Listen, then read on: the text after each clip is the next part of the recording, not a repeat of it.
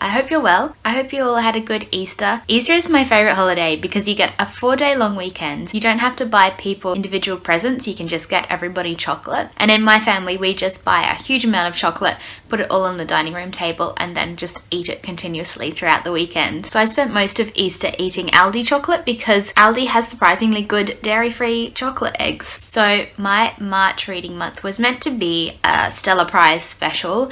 It's less of a special and more a sample of some of the books that have been nominated for the Stella Prize. I only ended up reading 3 books, and then I also read A Wrinkle in Time. I got a couple of other books out of the library, but read a couple of chapters of each and wasn't really enjoying them, and so sticking to my policy of not reading books that I don't really like this year, I took them straight back to the library. However, the 3 books that I ended up reading from the Stella Prize were excellent, so I will start off with The Hate Race by Maxine, Beneba, Clarke. This was nominated for the Stella Prize last year in 2017. Maxine Clarke is an Australian of Afro-Caribbean descent, with her parents immigrating to Australia from England. The book is a memoir about her childhood growing up in suburban Sydney in the 80s and 90s. As the title would suggest, the book deals with the extreme racism that she experienced as a child and still experiences to this day. So the book starts off with a chapter about her taking her son and her daughter to school and experiencing racist abuse being shouted at her from a passing car, and this then leads into the memoir itself, starting from her parents moving to Australia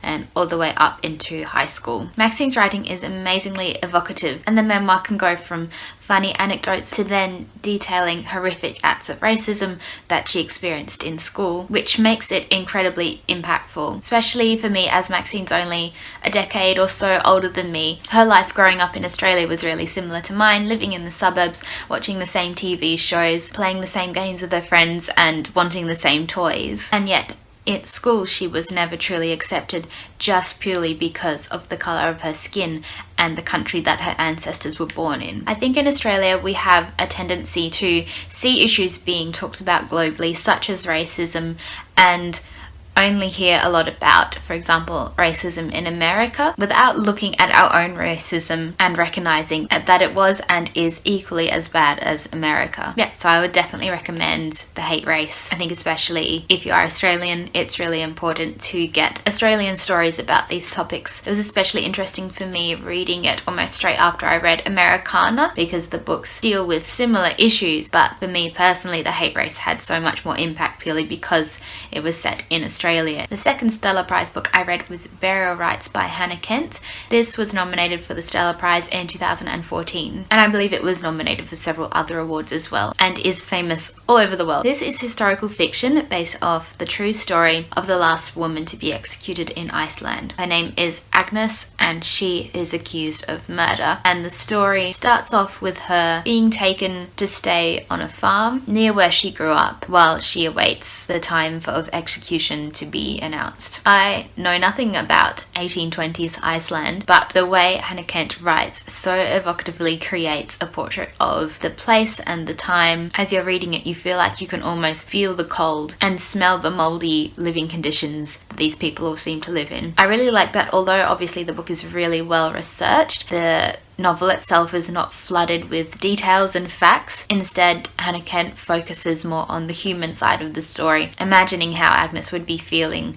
imagining how the farmers would be feeling having to have an accused murderer in their house. There's also the character of the priest who Agnes has asked to be the person who tries to help her find God as she faces her execution. I could really imagine this story as a BBC adaptation, the way that BBC dramas in general often have a lot of characters and they're always very good at maintaining the individuality of each character and keeping each of their stories dynamic and interesting. And it was the same in this book. Each character was really individual and really clearly portrayed, and without going into an enormous amount of detail about each character's backgrounds as well. It very much reminded me of Elias Grace. It has a similar sort of structure in that you have the murderer who is assigned a certain role and a certain personality by the people around her because of the way that women were judged in those times. And you have the priest who's kind of falling in love with her, though he was a doctor in Elias Grace, who eventually brings the true story out of her. Unfortunately, this is not being made into a BBC adaptation. I believe it's being turned into a film with Jennifer Lawrence as Agnes,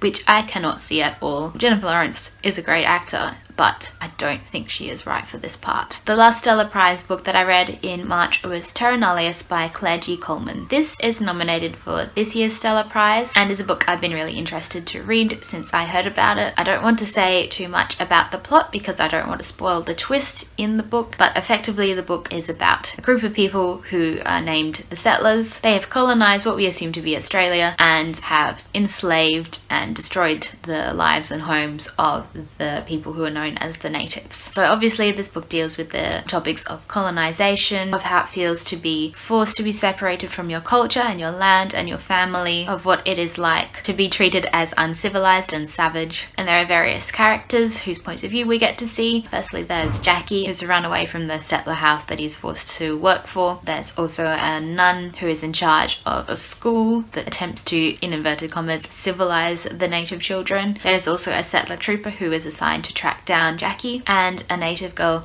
called Esperance who is living in a camp that has to move around all the time to escape being captured by the settlers. Clarke Coleman is a Noongar lady, which is one of the Aboriginal peoples of WA, and so Perth itself is mentioned in the book, as well as descriptions of the WA landscape, which I really enjoyed. The author was really able to capture the feel of being out in the WA desert and the WA bush. Not that I've ever been to the desert. I have been on a train through the Nullarbor, and so I do remember at least what it looked like, not so much what it felt like. But she really captured the emptiness of it, the scariness of it, the danger of being out in the bush, but also that feeling of safety that the natives feel in that it is a place that they know, as opposed to the settlers who hate it and find it very hard to function in that harsh, very hot and dry environment. So if you read the blurb in the back of this book, you know that it does turn dystopian and science fiction about a third of the way through the book, and that twist is a really clever way of highlighting the horrible things that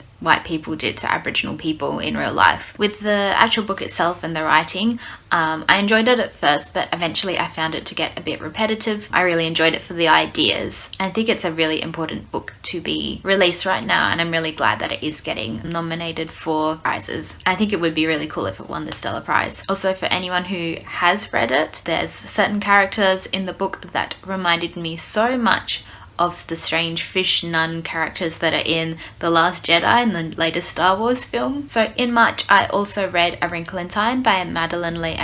I read this obviously as the film has come out. Sadly the film's not getting very good reviews, so I probably won't go see that, and I did not enjoy this book either. I think the memories I have of reading this as a child are actually the memories of watching the 2003 film. As I seem to do with books that I read as a child, I just ignore the bits that I don't like and remember the bits I do.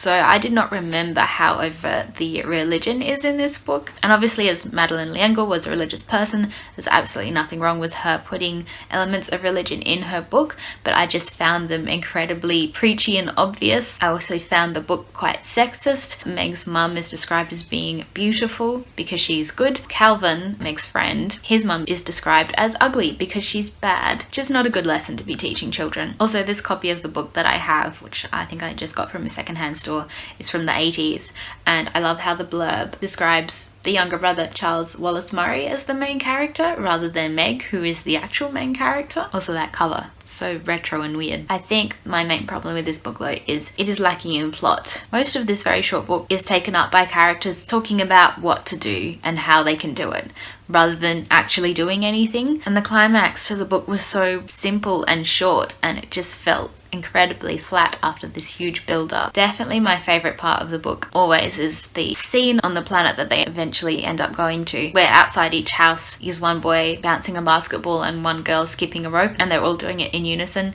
I always found that image very powerful, as it reminded me of all the new suburbs in Perth that all look the same. But yeah, I'm not really sure why this book is such a classic. So those were all the books that I read in March. If you've read any of them, please let me know your thoughts. I hope you have a great day, and I will see you soon. Bye.